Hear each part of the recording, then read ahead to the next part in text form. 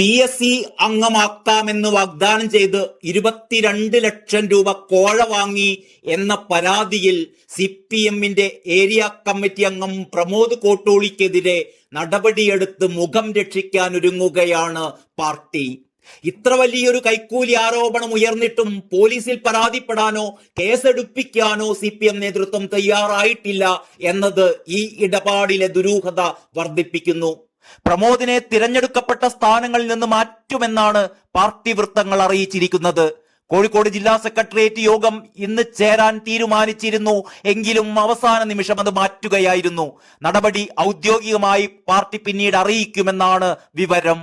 CITU ഭാരവാഹിയായ ഈ യുവ നേതാവ് PSC അംഗത്വം നൽകാനായി 60 ലക്ഷം രൂപ ആവശ്യപ്പെട്ടു എന്നും 22 ലക്ഷം രൂപ കൈപ്പറ്റിയെന്നുമാണ് ഹോമിയോ ഡോക്ടർമാരായ ദമ്പതിമാർ പരാതി നൽകിയിരുന്നത്. മന്ത്രി മുഹമ്മദ് റിയാസ് വഴി അംഗത്വം തരാമെന്ന് വിശ്വസിപ്പിച്ചാണ് പണമിടപാട് നടത്തിയത് എന്നും പരാതിയിൽ പറഞ്ഞിരുന്നു. മന്ത്രി മുഹമ്മദ് റിയാസിന് പുറമെ MLA മാരായ KM സച്ചിൻ ദേവ്, തോട്ടത്തിൽ രവീന്ദ്രൻ എന്നിവരുടെ പേരുകളും പ്രാദേശിക നേതാവ് ഉപയോഗപ്പെടുത്തിയതായി ദമ്പതികളുടെ പരാതിയിലുണ്ട്.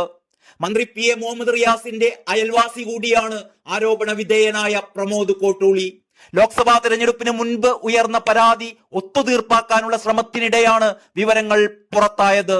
യുവനേതാവ് ഒറ്റയ്ക്കാവില്ല ഇടപാട് നടത്തിയത് എന്ന സംശയം പാർട്ടിക്കുള്ളിൽ തന്നെ ഉയരുന്നുണ്ട്. അതേസമയം കോഴിക്കോട് ജില്ലാ കമ്മിറ്റി ഓഫീസ് കേന്ദ്രീകരിച്ച് ഇത്തരത്തിൽ ഒരു കോക്കസ് പ്രവർത്തിക്കുന്നതായി മന്ത്രി PA മുഹമ്മദ് റിയാസ് നേരത്തെ തന്നെ നേതൃത്വത്തിന്റെ ശ്രദ്ധയിൽപ്പെടുത്തിയിരുന്നതായും വിവരമുണ്ട്.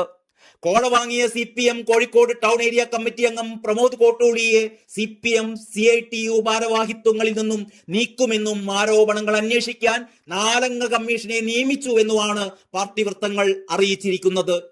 വനിതാ ഡോക്ടർക്കായി ഭർത്താവാണ് തുക നൽകിയിരുന്നത്. 20 ലക്ഷം രൂപ അംഗത്വത്തിനും 2 ലക്ഷം രൂപ മറ്റ് ചെലവുകൾക്കുമാണ് ആദ്യഘട്ടത്തിൽ കൈമാറിയത്. 60 ലക്ഷം രൂപ നൽകിയാൽ PSC അംഗത്വം നൽകാമെന്നായിരുന്നു പ്രമോദിന്റെ വാഗ്ദാനം. പണം വാങ്ങിയ ശേഷം അംഗത്വം ലഭിച്ചില്ല.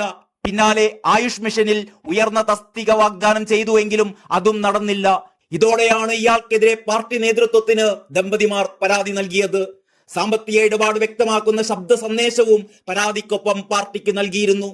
സംസ്ഥാനത്തെ പല ഉന്നത ഇടത് നേതാക്കളുമായും അടുത്ത ബന്ധമുള്ളയാളാണ് പ്രമോദ്. സംഭവത്തെക്കുറിച്ച് തനിക്ക് അറിയില്ലെന്നാണ് കോഴിക്കോട്ട് ഒരു പൊതുപരിപാടിക്കെത്തിയ മന്ത്രി മുഹമ്മദ് റിയാസ് മാധ്യമങ്ങളോട് പ്രതികരിച്ചത്. തന്റെ പേര് പറഞ്ഞ് ലക്ഷങ്ങൾ കൈക്കൂലി വാങ്ങിയതിന്റെ തെളിവുകൾ കിട്ടിയിട്ടും മന്ത്രി പോലീസിൽ പരാതി നൽകാത്തത് എന്തുകൊണ്ടാണ് എന്നതാണ് ഉയരുന്ന ചോദ്യം. News desk Kalakaumudi.